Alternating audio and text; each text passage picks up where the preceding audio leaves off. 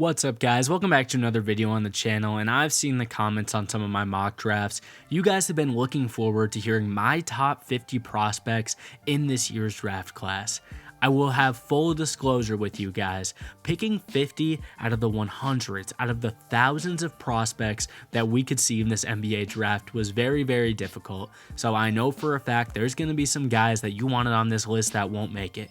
But with that being said, I did a lot of scouting, I crunched a lot of numbers, and I think I'm finally ready to give you my top 50 after we just wrapped up the NBA All-Star break. Now, for each of these picks, I'll try to include as many clips as I can, but we're not in the business of getting copyrighted around here, so sorry if some of them don't have it. And I also have graphics showing what they look like and their stats. With that being said, those stats are about a week or so old right now, so if there's a guy on this list whose stats are a little bit better or a little bit worse than the graphic says by now, I'm sorry, I'm doing the best I can. So with that being said, let's get straight into it, starting at number 50. And for these guys lower on the list, I'll try to go a little bit quicker so we can really develop the guys at the top. At number 50 is Kwami Evans Jr. for the Oregon Ducks. He is a long, lanky, and very talented forward who could be an NBA prospect going forward. He has a ridiculous wingspan and he comes in at 6'9". He's going to profile as a forward in the league, but I'm really impressed with his ball handling. With that being said, he's very thin, he's very light, and he hasn't necessarily wowed me at Oregon. With that being said, I'm going to bank on his frame, and I think an NBA team will too, at least in the 50th spot. At number 49 is Coleman Hawkins out of Illinois. Hawkins is a really good defender, especially in the Illinois scheme. He racks up a steal and a block about every single game, and he does have some decent outside shooting. He's not the biggest for his position, and he's not necessarily great with the ball in his hands, so I think if he wants to develop into a guy that you play in the NBA night to night, he's really got to hone in on that three-point shot. If he can do that, I think he would be a great pick this far down the board. At number 48, I have Boswell from Arizona. Boswell is a guard with a very sturdy frame. He's the type of guy that you hope gets stronger in his NBA journey, but for now, he has the makings and the size of an NBA point guard. I really love his jumper. He can shoot it from deep, and I like his mechanics. He's going to have to develop shooting a little bit better while he's on the move, but for now, he's a pretty safe point guard prospect this far down the board without one single glaring weakness in his game. At number 47, I have Tyler Kolek out of Marquette. Kolek is the exact type of point guard you want on a college basketball team. He can score in the lane, he can score from outside, and he's a really great playmaker with some insane passes in his bag. With that being said, he's not really physically built to be in the NBA. He's going to be very undersized, and I think that's going to be a big hit on his resume. But with that being said, he has the dribble moves, he has the bag, and he has the shot to be an NBA level player. We just got to see his athleticism catch up. At number 46, I have Harrison Ingram from UNC. Obviously, we saw Ingram transfer to UNC this season, and he's shown that he's not only a great passing forward, but he is a really elite rebounder at the position. With that being said, he's also hot from three right now, but we've seen throughout his career that he's not necessarily an amazing outside shooter, so we got to see if that's real or not when he goes to the NBA. He's not elite at finishing around the rim, so I think that three-point shot is going to be very big in his development. So if that plays out in the right way, he's definitely going to be a stud. If not, then I don't know how he's going to get NBA minutes. At number 45, I have Judah Mintz out of Syracuse. Judah Mintz is a great pick-and-roll playmaker, and pretty much all of the best highlights you'll find from him are in the pick-and-roll game. Judah Mintz also plays into contact, which helps his game a lot, especially when he's in the lane. Mintz is not an amazing three-point shooter, which is going to hinder him in the NBA, especially for a smaller guard, and with that being said, he is kind of skinny and has a small wingspan. Judah Mintz is a hustle player. I love the effort he puts in on defense, but he does have some factors that is going to make it really hard for him to touch the court in the NBA, so he's really going to have to hustle, probably more than anybody else above him in this list. At number 44, I have Devin Carter, the guard from Providence. He is by far the best defender out of all the guards in this class. He is absolutely tremendous and he makes smart hustle plays. Speaking of smart, he's very intelligent on the offensive side, and he's that gritty point guard that you want, not to mention he loves to crash the glass. With that being said, Devin Carter is a little bit undersized and he's on the older side. I also worry about his free throw shooting, which is not very good, and when he's on the offensive side, he loves to make intelligent plays, but sometimes I think he thinks a little bit too much, which leads to costly turnovers. Carter, like Mintz, has a long way to go in this draft process, but unlike Mintz, he has that intelligence and he has some more experience under his belt, which I think separates the two that are very similar on the court. At number 43, I have Tristan da Silva from Colorado. Tristan da Silva is a floor spacer. He's a 6'9" forward who has shown improved defense this season as well. He's not a very explosive player, but he can shoot the ball at a high clip and he has a lot of mobility. My sentiment with him is that he's a pretty safe pick who could fit on an NBA roster today, but he has one of the lower ceilings in this class if we can be honest. If he hones in on being a great defender like he's starting to do this year, he's going to get playing time, but for now he's kind of a tweener that I think may struggle in the draft process. At number 42, I have Oso Udoh out of Marquette. Oso Udoh is a player I'm lower on than most, but I understand why you can fall in love with his potential. At 6'10", he has big man size and some of the most insane playmaking I've ever seen for a player at that size. Not to mention, he's a talented defender who also provides offensive versatility in the pick and roll game. My problem is he's the closest thing to a non-factor when it comes to shooting that you'll find in this entire class. Not only does he not take threes, he doesn't really take jump shots in general. I'd prefer a player who misses jumpers to a player with no confidence to even take them, and with that being said, his rebounding is also underdeveloped, which is not something I look for in a center.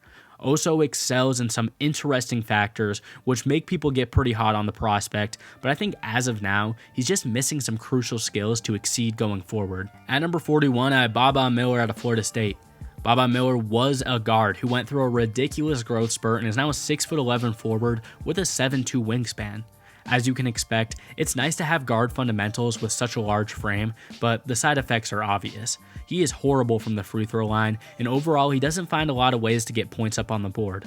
At the end of the day, a team will bank on Baba's upside and ability to move with the ball in his hands at such a large frame, but they'll have to teach him how to stay out of foul trouble like he's got into at Florida State and put all of his tools together if he wants to succeed at the next level. At number 40, I have Hunter Salis out of Wake Forest. Salis is a creative guard whose game has improved greatly since he got to Wake Forest.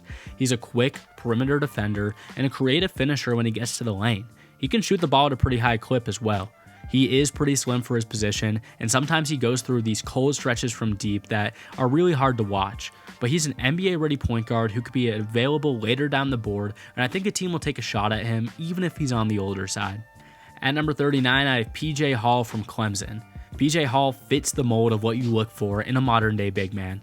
Hall has a good set of back-to-the-basket moves, but is also more than capable of stretching the floor and pulling up from three. If Hall wants to set himself apart from the rest, he has to invest in that three-point shot and his shooting ability in general. But for now, he's still a solid prospect, and as his shooting progresses, he's going to rise higher and higher up most people's board. At 38, I have Justin Edwards out of Kentucky. If there is anyone in the world who wants Justin Edwards to succeed, it is me. Edwards was an absolute stud in high school, and he has kind of become the odd man out of this Kentucky team's insane freshman class. With that all being said, he's still been able to show a lot of his off-ball skills, and for a guy who many saw as a scorer in high school, I'm liking his playmaking improvements. He's got to get more efficient, even if that means cooling off on taking threes and working more on his inside game, because he's not going to be a day one guy if he ends the season with his current splits. I still have faith in Edwards, but he does have work to do if he wants to hear his name called in the first round. At number 37 on my big board, I have Donon Holmes out of Dayton. Donon Holmes is a lanky power forward who is having a coming out party of sorts this year for the Flyers. He's smart, plays the game the right way, and has insane basketball IQ in the post, which allows him to pick up offensive boards and make some plays. He's shooting the three better than usual, and if we're doing comparisons, he looks to me a lot like Chris Boucher. We haven't really seen him dominate against the best teams in the country, and he sometimes gets caught up doing too much with the ball, which leads to turnovers, but I'm confident that this guy's going to have value as a traditional sort of power forward in the NBA. At number 36, I have a Dem Bona out of UCLA. Dem Bona is a really fun player to watch. He reminds me a lot of Kevon Looney in college, which, if you guys didn't know or didn't remember, was a quick, athletic center who could put dudes on a poster. Now look at how his role's changed in the NBA. Similar to Looney, Bona will not be a factor on the perimeter unless a defender makes the mistake of playing him tight out there, where he'll just blow right by him. Bona can grab boards, block shots, and put the ball on the floor, but in the modern game, you look for a guy that can give you at least a little bit of shooting, and I don't know if Bona's going to be that guy. At number 35, I have the point guard, AJ Mitchell. AJ Mitchell has been putting together a really good season at UCSB. The guard from Belgium is really good at getting to his spots, and he doesn't have elite speed, but he's developed a knack for knocking down these tough minis that you see him take throughout the game, so he has some ways to combat his athletic flaws. He is a good shooter from deep, but when he's off, it is tough to call him a factor anywhere not near the bucket. He is the definition of hot and cold. I think he still has room to grow, but I like his fundamentals and scoring ability a lot, and that's going to keep him higher on my board than a lot of people you watch. At number 34, I have Zvonimir Visage. Zvonimir is an absolute menace when he's on the court. Coming in at 7'3", Zvonimir somehow plays even bigger than his frame suggests, and you're not going to touch this guy's jumper. And he is somehow one of the best three-point shooting big men in this entire class. He cashes them when they're open. The problems, though, are pretty obvious for a big man like him. He is very skinny and not as mobile as guys like Chet and Victor Wembanyama are, so he might have a tough time playing defense against the stronger big men in the league. But at the end of the day, you got to take a shot on a guy this skilled at this insane size. I know I would. Speaking of big men, I have Zach Edey at number 33 on my big board. Zach Edey is a lock to be the National Player of the Year this season at Purdue, but along the way, he's also starting to answer some questions about his NBA future. Edey is huge at 7'3", and he plays like it. He finishes around the rim easily, and often is tall enough to simply score over most big men in his way. He is hard to go through in the paint, and he controls the pace of the game, especially on the defensive end. We're going to need to see him be less of a liability on the perimeter in the league, and he can't get beat down the floor like he does in college if he wants playing time in the NBA. This guy has potential, but I don't know if I'd pencil him in as a surefire first rounder because the problems are pretty obvious. At number 32, I have Aaron Bradshaw for Kentucky. Aaron Bradshaw has had to deal with some injuries in his freshman year for the Wildcats, but when he's on the court, you have to be encouraged by his athleticism and increasing ability to stretch the floor. He isn't a focal point of Kentucky's offense, and he won't be of an NBA team's, and in general, you want to see him get his strength up. I want to see him really get big and box out some of these premier bigs. But with that being said, he could clearly be a stretch 5 option if he keeps shooting the ball like this, and I think with some more experience under his belt, an NBA team is going to jump all over him. In the 31 spot, I have Trey Alexander out of Creighton. Alexander is a wiry guard who has been putting together another pretty solid season for the Blue Jays. Alexander hasn't had his best three-point shooting season this year, but he can hit from there and he plays very good perimeter defense. Alexander lacks that elite twitch and athleticism that you hope for an NBA guard, but he still finds creative ways to go get himself a bucket, and I think he's a pure scorer that will have to put up buckets in the NBA. At number 30, I have Melvin Jena, playing in France. Don't be fooled by his field goal percentage. Melvin Jena can shoot the lights out. Jena is a small forward who you can run an offense through, kind of reminiscent of Duncan Robinson. He's going to tail in transition and walk into deep threes, straight cash. Unlike Duncan, Jena is also a great defender, so maybe we're looking at more of a DeMarre Carroll.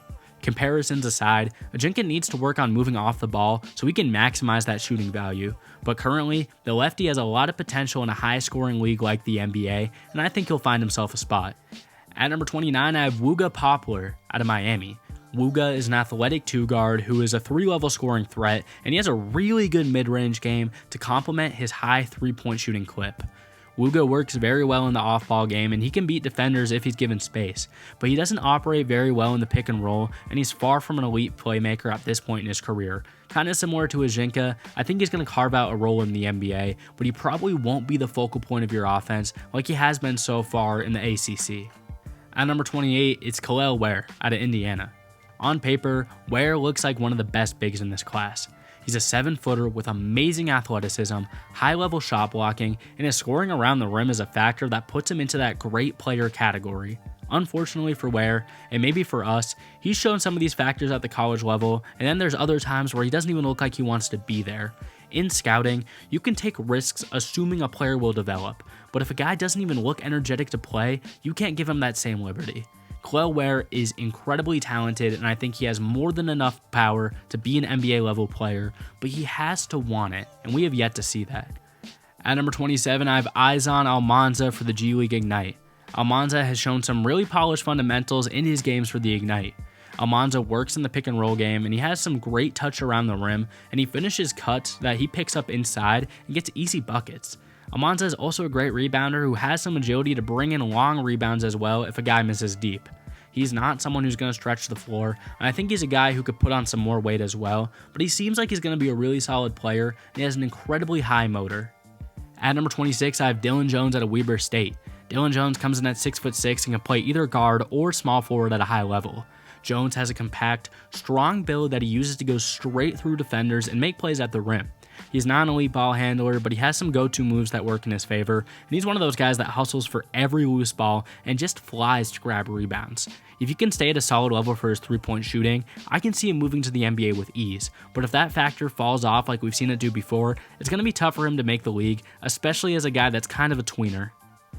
At number 25, I have Kevin McCullar for Kansas.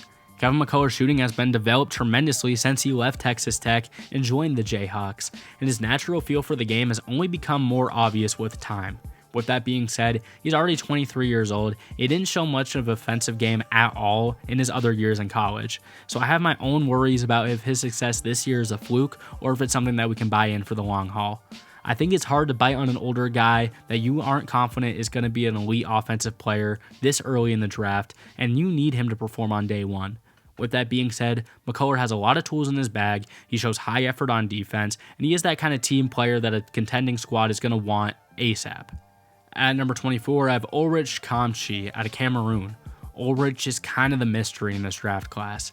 As of now, we don't know if he'll be looking to declare for the draft this year or in the year 2025, but if he goes this year, he'd be by far the youngest player in this class. Kamchi is a big man who loves to rack up blocks, but in his showing for Basketball Africa League, he's also shown that he can really shoot the three. He is nowhere close to a finished project, and he would take a lot of development in the league, especially at such a young age, but I think coaches would jump on a chance to draft a young big with such a high ceiling in the first round. At number 23, I have DJ Wagner, the freshman from Kentucky. DJ Wagner was a super hyped up prospect going into this season, some even had him as a top 5 pick going into the year. But this year at Kentucky hasn't really gone how we hoped for. He still gets the starting nod for the Wildcats when he's healthy, but he's not shooting nearly as well as we had hoped, and his defensive game isn't where I want it to be. With that being said, in his young career, he has showcased potential to be an NBA star one day, and even in a year where he isn't at his best, you can still be encouraged by his playmaking and natural point guard skills that are still being shown. Wagner screams steal, but he'll need to go to a team that can get him on the court ASAP because I think he needs the NBA reps. At number 22, I have Bub Carrington out of Pitt. Carlton, aka Bub Carrington, is one of those guys who earns an automatic green light whenever he's on the court. He reminds me of a player like Bones Hyland, more so than a guy like Rob Dillingham who often gets that comparison, but we'll talk about Rob later. Bub shoots at will. He has great court vision and he excels in the pick and roll. He's just super quick. He's a slimmer guy though, and he gets attacked on defense, and he sometimes makes too risky of plays with the ball in his hands, which of course will lead to turnovers. But with that being said, Bub has the confidence and more specifically the jump shot of an NBA level talent, and that is reflected in his ranking. At number 21, I have Tyrese Proctor, the point guard from Duke. Tyrese Proctor is a really good example of the modern NBA point guard. At 6'5", he's a great playmaker who makes tough passes look routine, and he uses his frame to be impactful on defense and finish some tough shots. He can catch and shoot well, but he's not a pure scorer by any means, and I think that'll need to be something that improves to be a consistent scorer at the professional level. Proctor has a lot of finesse, and I'm a fan of his game personally, but not being a freak athlete or an elite shot maker makes it tough to see him as an all-star level talent in his career, even if that was the hype he was getting at the start of the season. At number 20, I have Tyrese Proctor's teammate Jared McCain. Jared McCain has carved out a really good role for a solid Duke team, and McCain is comfortable stepping into jumpers and setting his feet for catch and shoot looks. He just put up 35 the other day. He's also a pretty solid ball handler who doesn't put the ball in harm's way often. McCain really doesn't have that elite ability to push tempo and beat his man off the dribble. He's a little bit slower, so he's going to need to continue shooting from deep and making his defender respect him from limitless range, because if he continues doing that, that's how he's going to get buckets in the NBA, and I could see it happening with this 20th ranking. At number 19, I have Ryan Dunn out of Virginia. Ryan Dunn is an incredible defender who will make the NBA purely off that factor alone.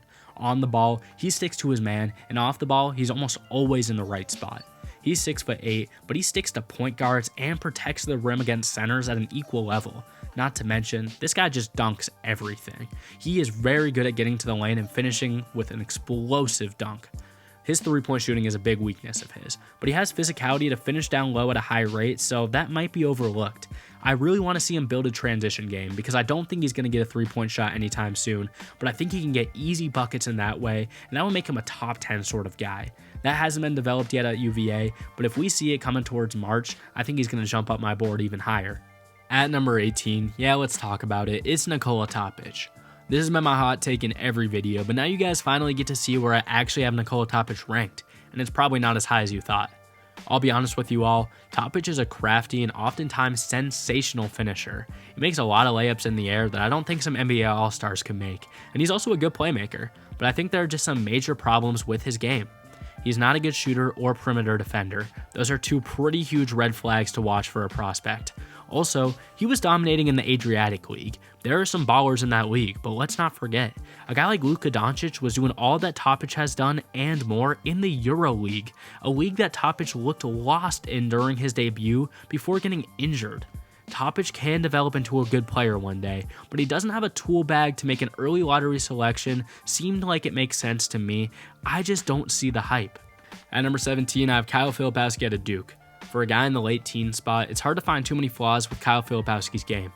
Kyle is smooth with the ball and genuinely is a really good playmaker, which isn't a really big deal until you remember he's a 7-footer who also has a post bag and can shoot the 3.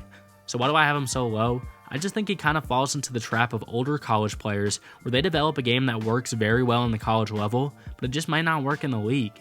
At 7 foot, Kyle is going to have to play down low, and we've seen him struggle against some comparable bigs throughout his time at Duke. So when he's met with athleticism in the NBA, I just can't promise you he'll succeed, so that's why he doesn't get that top 10 buzz for me. At number 16, I have Donovan Clingan out of UConn. You can't teach a 7'7" wingspan. Donovan Clingan casually has that at his disposal. Clingan somewhat bridges the gap between the classic centers of the 90s and the big men we have today. His strong suits are when he's down in the post, being a great finisher and rim protector, but he can also create a bit with the ball in his hands, and he has some good passing. He has had his fair share of injury issues, and he's a pretty horrible shooter from the free throw line, so I do have worries about his ceiling at the professional level, but he has so many tools and such an interesting game, I think he's worth a lottery selection.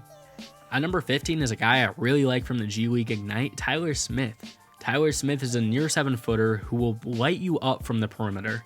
He's been one of the best shooters for the G League Ignite, and I think it's more than a fluke. He has really great footwork, and he can shoot over most of his matchups with ease. Not to mention, he's the ultimate lob threat with verticality. His defense as a whole needs work, but I think he has the frame and the speed to be good on that side one day. We just need to see it for the Ignite, and then we're obviously going to need to see it in the NBA. If that doesn't come along, we're going to have some big issues, but I have faith in Tyler Smith's game that will come right with. At number 14, I have Reed Shepard out of Kentucky. Reed Shepard is an incredible shooting talent who has become a focal point of Kentucky's offense. He is less of a superstar and more of the absolute best qualities of a role player. That's not a dig to Reed at all. With his ability to play incredible team defense and to shoot from anywhere, a team will, and deservingly, take him early. He's a little undersized, and I don't think he has elite ball handling for someone who will probably have to run the point guard a little bit, but in a league where scoring is at an all-time high, a 3-and-D guard on your roster can't hurt, and Reed Shepard gives you that from day one. At number 13, I have Yves Missi from Baylor. The role Yves Missi will play in the NBA is one that we've seen work plenty of times before. I hate to put him in a box, and maybe you don't like this comparison, but it's incredibly hard for me to watch Yves Missi and not see Clint Capella all over his game. He is a great pick-and-roll lob finisher, he blocks shots, and he crashes the offensive glass. He is one of the easiest plug-and-play rookies in this class. He is not a playmaker in the slightest, don't get me wrong, and oftentimes he gets caught in the air and he picks up too many fouls on defense, but I just can't imagine him not having a role in the NBA, even if it's just in the pick-and-roll game, right when he gets drafted. He's a good player. At number 12, I have Isaiah Collier out of USC. Isaiah Collier is a high-flying guard who came into the season as one of the NCAA's most anticipated freshmen. Collier keeps the ball in a string, and he can beat even the best defenders off the dribble. When he makes space in the air, he looks a lot like a player like John Morant. He can throw it down. But for now, we need to see him cut down on the turnovers, and generally, see him making less wild plays. Sometimes he gets a little uncomposed. But when Collier plays within his strengths, he has an argument for being the best guard in this class, which keeps him right near the top 10. At number 11, here's a guy I really like, Bobby Klintman.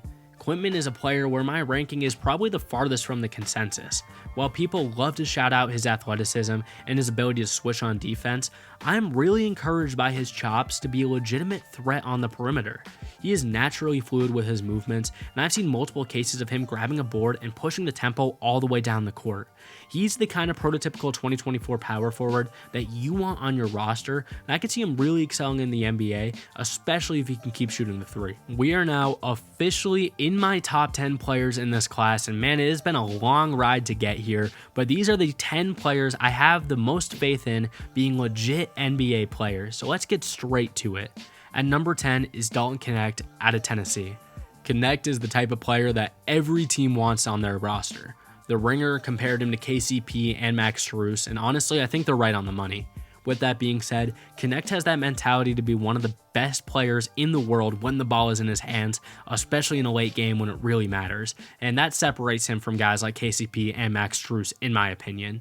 He has elite shooting, he's willing to step up and make plays on defense, even if he's not elite on the defensive end. He likes working in the pick and roll game and the pick and pop game as well. He's just an all-around great player. At the end of the day, though, he's older. He obviously had a bunch of seasons at Northern Colorado before transferring to Tennessee and putting on a show, so that factor in particular is going to really hold him back. But he feels like a safe option for a team that needs production ASAP, and I think a team is going to take a shot on him earlier than later. At number 9, I have a prospect that's making the whole country of France get to their feet, Dejon Salon. Dejon Salon is the definition of a raw prospect, but we're seeing more and more often that teams are willing to trust their staff to max these guys out, and we saw a guy like Bilal Coulibaly last year who got picked pretty early based on potential alone, and he looks solid. I think Salon is going to be a very similar guy to him. Salon has some really great offensive fundamentals, and he's having the best shooting year of his career, but there's still some flaws. With his frame, he's going to be a good defender, but he just needs to focus on staying in front of guys and not jumping. Sometimes he gets caught trying to chase stats, whether it's a block or a steal, and he's better off just playing fundamental defense. With NBA coaching, I think Salon has too much raw talent and a frame that's going to bring him too far for a team not to at least consider him in the top 10. At number 8, I have Stefan Castle, the point guard from UConn. Stefan Castle comes in at 6'7" and has a super intriguing skill set. He's profiled as a playmaker who likes to change the pace by speeding up, which can be accurate, but my favorite plays from him come when he slows things down and he hits some tough mid-range looks and shows off his floater. Castle has shades of a much bigger version of Malcolm Brogdon, and he fits really well in the tall guard NBA mold, which is becoming more and more common in today's NBA. I think we're watching his outside jumper develop into a strength and not a weakness, which was not the case in the past, and if he develops that, there is no doubt he's elite, and I think he's even in a consideration for top 5, even though I have him here at 8. At number 7, I have a guy who I'm a huge fan of, and based on your guys' comments in my last mock draft, you guys were a little upset I didn't even give him more praise than I already did. Of course, I'm talking about Rob Dillingham. Rob Dillingham is an absolute pleasure to watch on a night-to-night basis. Dillingham plays exactly like the coldest dude in the YMCA. He's not going to muscle you down in the post, but he makes shots from anywhere and everywhere. And he also has some of the most creative finishing moves I've ever seen, and I'm not just talking about this draft class. He absolutely is not the type of guy that you want to have to defend on a night-to-night basis. Rob is only 6'1", and he is really skinny, so the knocks are pretty easy to find if you watch him. With that being said, his defense is going to need to develop, but I think it's very clear that the ones comparing him to Bones Highland or Lou Williams might be shooting too low, because this guy Rob could be the first option on a really good NBA team if he takes the time to develop. At number 6, I have Matas Buzelis, the forward from the G League Ignite. Buzelis is a super versatile player on the offensive end and generally a player with really good spacing and court awareness. At 6'11", he can make easy plays from the post, but his shooting pulls his defender outside. I want to see him dominate beating guys to the rim more often. Sometimes he can be a little bit more passive in those spots, and I want to see him dominate in that factor. I also want to see him open up some more dribble moves, but right now, he just looks like an NBA level basketball player, and he has enough elite tools to be taken anywhere in the early lottery, even if he has some factors that could use some development going forward.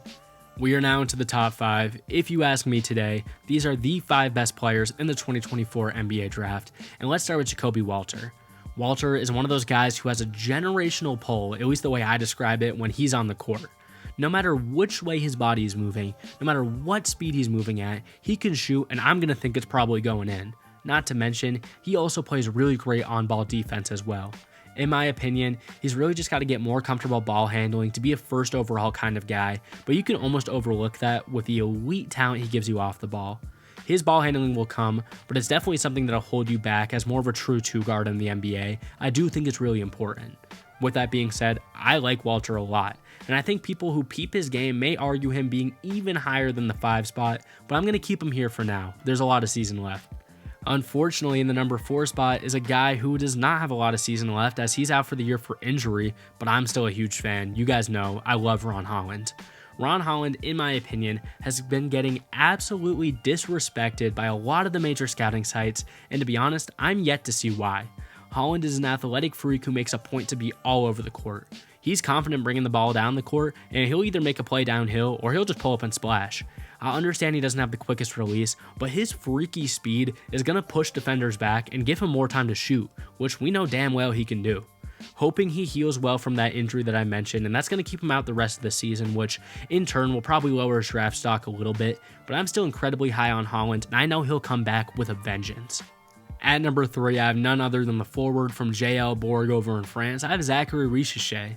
Zachary Visage is easily the best pure shooter in the 2024 class. I don't even want to hear an argument. Visage is only 19, and he has filled the role of splash and slash as a perimeter player for JL Borg, as I mentioned. Visage lights teams up from deep, and he has an insanely fluid transition game that's going to get him easy buckets at any level of basketball.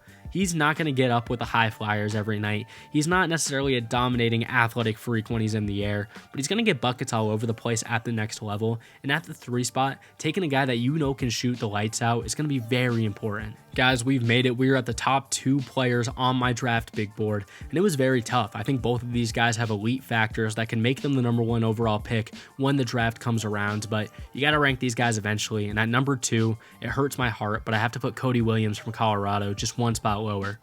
Cody Williams is a very interesting project player, and he doesn't have the same pitfalls that other developmental players tend to have. Cody has a refined jumper. He finishes creatively in the lane, and he has a lanky frame and some foot speed that's going to make it easy for him to clamp up forwards in the NBA. With that being said, he's a skinny guy, so maybe there's room for him to messle up, but he has a skill set that you won't find every year, and you have to take him early. So if you guys have been following the draft process, you probably know who number 1 is, and it's going to be Alex Sarr from the NBL. Alex Sarr still reigns as my number 1 prospect, simply because you can't teach size and the elite mobility that comes with drafting Alex Sarr. At 6'11", Sarr can rim run, but he really excels when he's forced to guard on the perimeter, where he has the agility to keep up with anybody in the league outside. On offense, he gets easy post buckets, and he has enough range to make him a force from the mid-range and the 3-point line if teams don't play him honest. Sarr is one of those guys that can do it all, and even though he doesn't have that elite ceiling like we're used to seeing with guys like Wembanyama and Zion, we know what we're going to get from him, and that's an all-star level talent, so he deserves the number 1 pick, and he's going to deserve the number 1 spot on my NBA draft top 50. So guys, finally, that is going to do it. I know this was a very long video, a very heady video, so I really hope you guys enjoyed, and I appreciate all of you that stuck to the end. If you enjoyed this video, it took me a lot of time, so please feel free to leave a like, leave a comment, and leave a sub if you want to see more content. We have a lot of cool stuff coming your guys' way, and as March rolls around, be sure that we're going to have some more NBA draft content, and maybe a little more specified college basketball content if you guys are interested. Appreciate the love that you guys have been given. We'll see you in the next one. Peace out.